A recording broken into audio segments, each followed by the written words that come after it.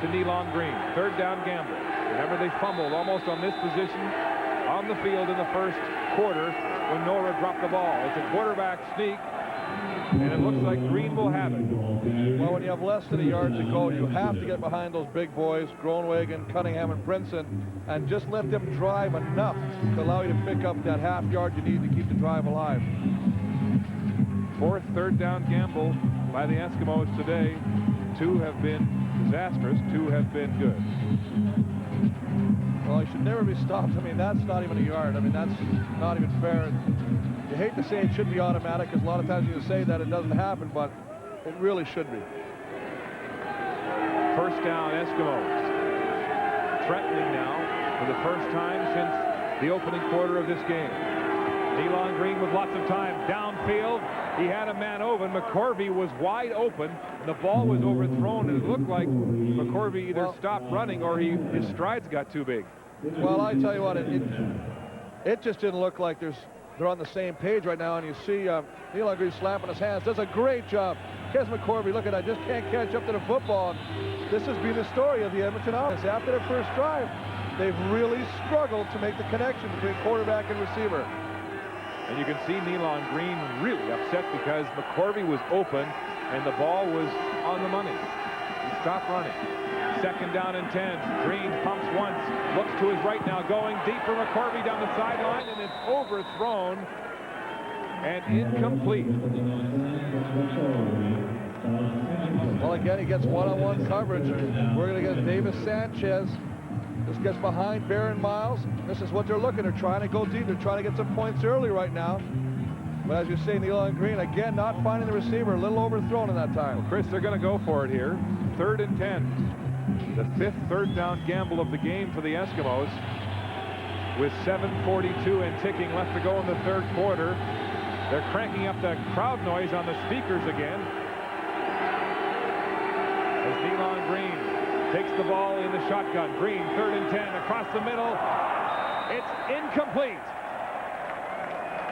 Nigel Williams had his hands on it momentarily, but there was tremendous coverage from the Montreal defensive backfield. And so, the Eskimos will turn the ball over on downs, trailing 34-7. Sean Fleming standing on the sidelines, but not called into play on that last third down situation. Third and 10, the Eskimos go for it. The ball on the 32, it would have been a 39 or 40-yard attempt. What do you think of that decision not to put points on the board? Well, I think anytime you're there and that close, and you got to make up that much yard, it's not like it's a third and short. It puts a lot of strain. I think you got to take away any points you can. Calvillo calling audibles now. Goes from the shotgun up behind the center. Hands off to Thomas Haskins up the middle. Mike Pringle was lined up in the wide out position on that play.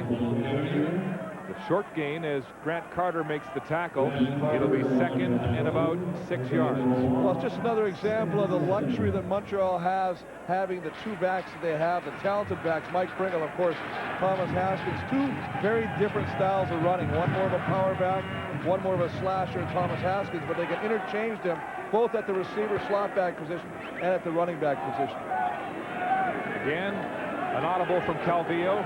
Shotgun, rolling the pocket right, going deep downfield for Climby. He was open, but the ball was overthrown, and the Ottawa lawyer can't reel it in. Well, he can't catch that case, but I'll tell you what, the nicest thing about it, Calvillo has got the experience. We talked about the fact earlier that he's in 3 hours before watching film. He breaks down the film all the time. He sees to bring in Clarkson, the safety blitz. He says, bring him in. See, Thomas Haskins comes to the bottom of the screen. Now he's got nobody in the middle. The receiver, Jock Climby, breaks it into the middle, but unfortunately the ball can't be caught by him, but he's got steps on the defender, Stanton. So film work paying off on the read. Unfortunately, the ball overthrown. Punt situation for the Alouettes. Mobley and Vaughn back to return this punt. Baker gets it away. And it looks like the Eskimos are one man short. Here's Vaughn. Cuts up, breaks the tackle, still going. Finally, Stefan Reed brings him down, stringing him wide side on that return. 3 yards on the return by Vaughn. Whatever the project, with Mastercraft power tools, nothing can stand in your way. Mastercraft. It's tough stuff. Matthews with a young quarterback, helping to call plays from the sideline. He's got to score, and he's got to score fast now with time ticking here in the third quarter, down 34-7. Fake handoff, Nora. He'll get a screen pass, breaks a tackle of Reed, and is forced out of bounds by Sheldon Benoit. So the Eskimos reach into their bag of tricks. Another way to just get Mark Nora the football, to swing him out one-on-one, throw the ball to him, make the first guy miss, which he does, Stephon Reed. And, of course, the middle linebacker, Sheldon Benoit, goes over and pushes him out. I mean, this is what's happening. We talked about Montreal. They're really flying to the football right now. He beats Stephon Reed, but Benoit gets over there in time to limit the game to half a yard. Half a yard. They strung that play out. They went east and west instead of north and south. It'll be second and about 10. Green in the shotgun. Here comes the rush. Rolling. Flush. Green gets away and throws the ball away. Nora was the nearest eligible receiver in the area. And they're calling for grounding the football. The ball didn't go over the original line of scrimmage. And so Nealon Green is flushed and rattled again by this front four of the Alouettes. A reminder coming up right after this football game. It's the Blue Bombers and the Lions from BC Place Stadium in Vancouver. And a penalty on that last play, a late flag. Edmonton, number 15. That's an awfully late flag. Oh, no, that's what we talked about, Mark. The fact was they didn't throw the flag, but if you're watching it, you can see the fact that when he got away from the scramble, he threw the football. Now, the new rule is the ball has to go over the original line of scrimmage, or else it will be called grounding. He doesn't get it over there. The referees confer. They make the right decision by throwing the flag. So Nealon Green having trouble now finding receivers, and with the penalty, Sean Fleming, who's been having trouble with his punts, the distance, standing inside his own 15. Haskins back again, a short punt. Haskins has it at the 43, breaks a tackle up the middle. Haskins still going, finally pulled down by Hensey Charles, but center field position for the Alouettes to start this drive. A 39-yard punt and a 12-yard return. Well, Mike Pringle, as he comes on, what a game this guy's had. I mean, 4 touchdowns already today. I mean, he can do it all. He just comes upside, fights through for a first touchdown, gets a little option play, breaks it inside, another touchdown, follows the running back. Look at a hole there. That was the opening of the second half. I mean, he just does everything, and of course, it'll misdirection, comes back over, and one of the things you notice is most of the time he's not getting hit until he's in the end zone. Well, with 4 touchdowns, tying the Montreal record held by Pat Abruzzi, set in 1955. So with one more, the way things are going, it's a good chance he'll set a new team record. First down at center field, Alouettes. An unusual formation on the wide side with 3 receivers bunched, but the play is blown down, and it looks like a time count violation against Calvillo. Well, it is a time count. Time count violation. Montreal, number 13, repeat first down. And one of the things you mentioned earlier, they usually use Ben Cahoon in that, is they bunch the receivers up and they just spread them all over the place, and they try to confuse the defensive backs and linebackers who are in coverage over there. Sylvain Girard is now in for Cahoon, number 3, lining up at the wideout position. Haskins in motion. Calvillo will dump it off, swinging it to Haskins. He's got a block, and he's outside. Breaks the tackle of Jerome Peterson and is forced out of bounds shy of the first down on a 1st and 15 situation, but a big gain. Well, they just do everything. I mean, they're coming out the middle, but one of the things Calvillo's done all day is stretch this defense not only vertically, but side to side. Just a quick little dump pass out. Let's use Thomas Haskins' speed. Get up to the outside. As you see, Peterson, the last attempt, just enough to force him out of bounds. But they're spreading defenders out. 3 receivers to the wide side now for the Alouettes. Second down and 3. Hand off to Pringle. He's hit hard in the backfield. Breaks the tackle. Finds daylight and gets to the 40-yard line. What strength.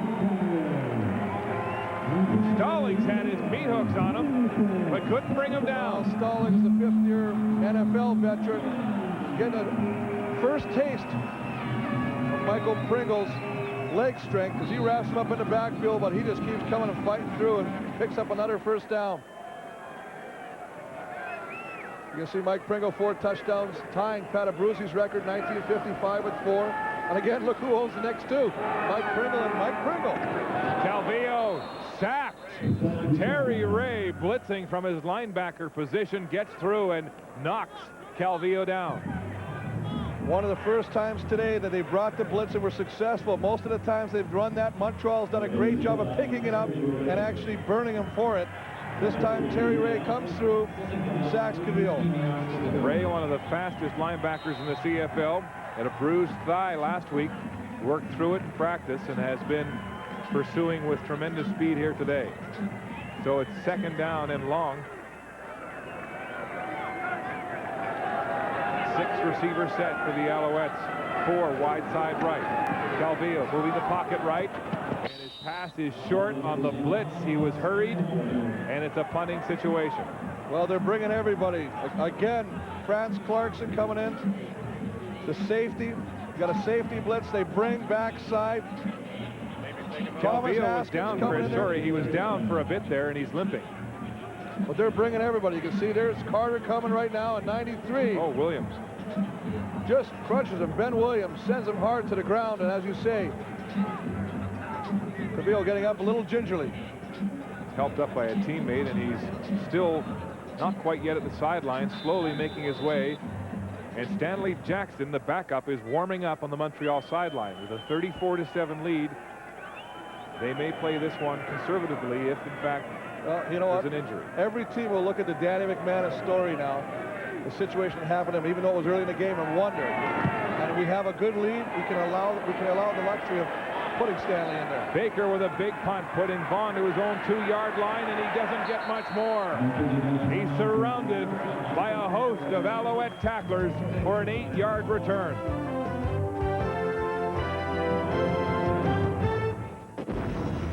It's the most sweeping documentary series in Canadian history. An epic that spans the centuries. A story of honor and betrayal, of rebellion and liberty, told through the eyes of the people who lived it. This fall, CBC Television brings our past to life with one of the most dramatic stories ever told.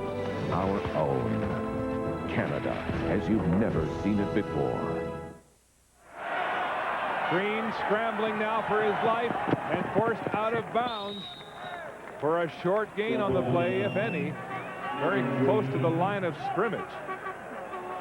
As he continues to have trouble making up his mind on his first read and then his flush from the pocket. Absolutely. They're doing a great job of moving people around in the secondary. Montreal is. And when they do get the right cover guys, they are like glue on the receivers, not allowing anybody to come free. As a result, Nealon Green is having time and time again to pull the football down and try and get whatever he can himself. No gain on the play on the scramble by Green. 2nd and 10. Ball at the 12-yard line. Green with time now. Throwing. It's complete to Nigel Williams. Very close to a first down. Are they going to wave it off? Yes, they're saying it's incomplete. So Williams must have trapped the ball. Again, another low throw. He's in the right direction. He makes the right read this time. Nigel Williams working, comes back against Irv Smith, does a nice job of coming back to the football, but the ball, again, thrown low. Gets good protection from the offensive line. Sean Daniels doing a real nice job on Tito Hanna. Reaction by Nealon Green.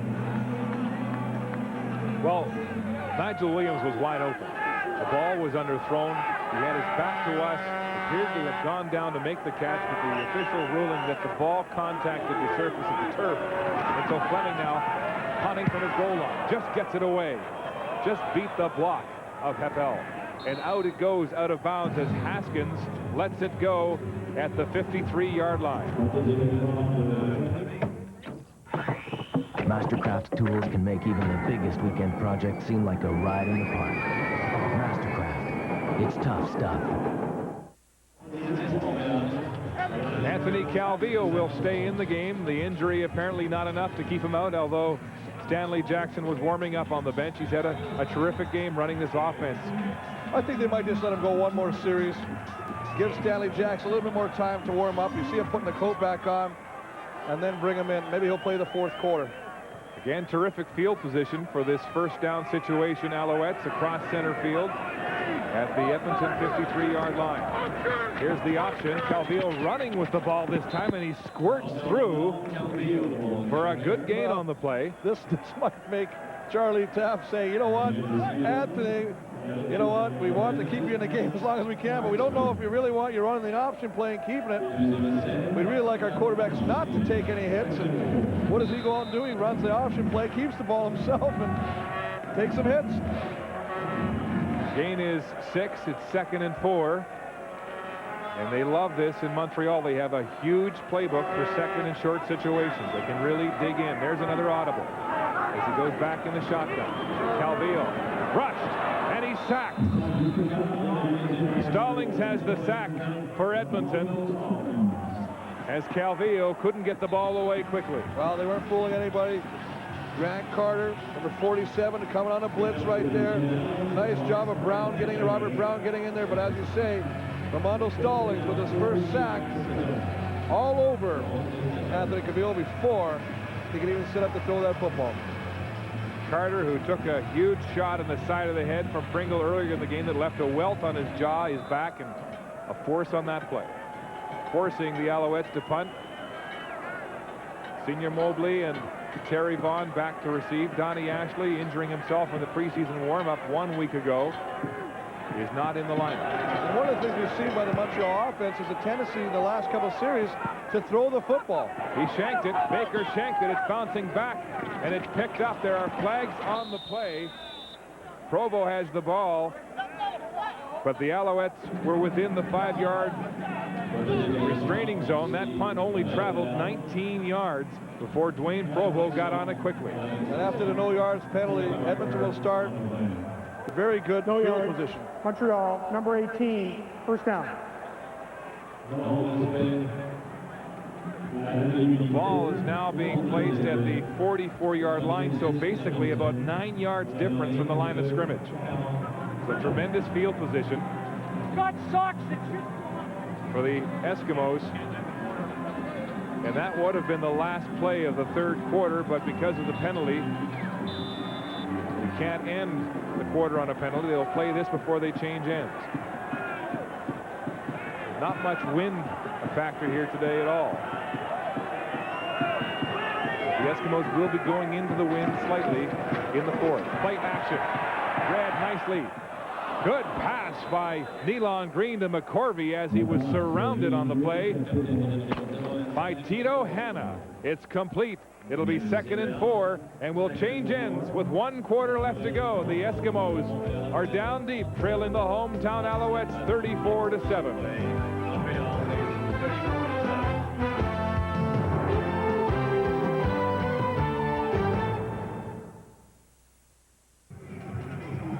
A second heaping helping of CFL football on Thanksgiving Day Monday as we look at live pictures of Steve Verrato, the BC Lions head coach. They get set to play host to the Winnipeg Blue Bombers, who have 13 players who used to play for the Lions. A homecoming for them. Dave Ritchie hoping to win this one as the Argonauts prevailing over Hamilton, moving to within 1 point of the Blue Bombers in that third playoff spot in the East. Well, it'll be interesting to see which Winnipeg team shows up out in Vancouver. Winnipeg hasn't won a game on the road yet. Damon Allen, who was shaken up 1 week ago, looks like he's fit and ready to play football. Week 13, a tough week for quarterbacks. McManus, Allen, injured along with Green. Well, he made a comeback this week as well. Completion from Green to Terry Vaughn, and Vaughn breaks some tackles, razzle-dazzle, and a big gain and a first down for the Edmonton Eskimos. It's been an eternity since they've had a first down. Well, Terry Vaughn is doing everything he possibly can for this team right now, whether it be returning punts, or catching the football over the middle. He makes a nice job as we see the third quarter stats right here. Obviously a big factor in favor of yards rushing for Montreal. Time of possession very similar, but the 3 turnovers obviously a big key for the Edmonton Eskimos. 101 yards more on the ground for Montreal. There's the handoff. Mark Nora, again, he's found it tough going through the middle of that Montreal line. As we mentioned, an undersized line, a line with all kinds of subs. but it's been playing fantastically today. Well, they're using their quickness. Swift Birch again on that play, coming in, making the play. I mean, not being overpowered, refusing to be taken one-on-one, playing a shoulder. They're playing angles, and that's what's doing it right now, and they're defeating those angles and making the play on Mark Nora. Birch moving in from the end position to tackle, saying he was going to use his finesse to help him cope. Done a terrific job. 2nd down and 7. Green passing. It's complete to Ed Hervey and close to another first down. Davis Sanchez making the tackle for the Montreal Alouettes. A nice job of just taking him inside, coming back to the outside, put the ball in his hands, and he's trying to fight for more yardage. Does a good job of moving the chains. And Nealon Green has a drive going here. 2 first downs on this series to start the 4th quarter. Team trailing 34-7. Staying in the shotgun with Nora back. Play action to Nora. It's knocked down. Swift Birch got his hands up in the face of Nealon Green to block that pass. Well, the leading sackmeister from the Montreal Alouettes, Swift Birch with 8. Just working on him, just coming back inside, working against Tim Princeton. Nice job of putting the paw up right there, deflecting it, even after being picked up by Mark Nora in the backfield. So pressure from Swift Birch. He's had 5 tackles for losses to go with those 8 sacks this year. 4 receivers to the wide side. Green goes deep. Short side, McCorvey, he dropped the ball! Kes McCorvey open and had the ball go through his hands in the end zone in what looked like a sure touchdown. Well, he had him turned. He took him to the inside, took him back to the corner. Ball is thrown right on the money. Kes McCorvey leaves his feet to kind of cradle the football, and it actually falls through his hands, but he's going back over, working against Sanchez. Perhaps he heard footsteps as Lester Smith came over with a ferocious hit. I just think that the ball went through his hands. I mean, he just lost sight of the football for that instance, and as you say, maybe he saw out of his corner of his eye somebody coming, but when you're usually in the end zone, all you can see is that football. 2nd and 10, Eskimos. Green. It's complete to Nigel Williams. Tackle on the play keeps him short of the first down as Irv Smith filled quickly.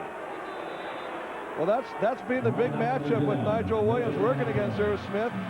Just kind of taking him back and always coming back to the football as a good receiver will do. And that was sorry, Chris, a 3rd down gamble there. Again, we saw that 3rd down gamble earlier on a 3rd and 10 situation foiled.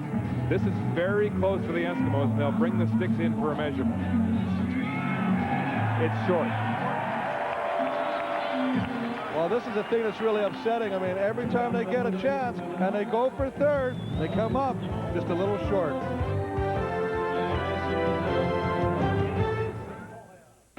Welcome back to Montreal, a 34-7 lead for the Alouettes, and the Eskimos blowing their 3rd down gamble as the home fans are enjoying it. That's the 6th 3rd down gamble they had. There's Larry Smith, the president of the Alouettes, enjoying tremendous crowds here in Montreal and another winning season. Pringle is stacked up. There had to be at least 6 or 7 Eskimo tacklers reading that one. Well, they're bringing the house on that one. I mean, they know that Mike Pringle in the 4th quarter, especially when the game's kind of getting out, they're going to get the ball to him as often as they can. And Edmonton's going to try and take some saving grace out of this game and trying to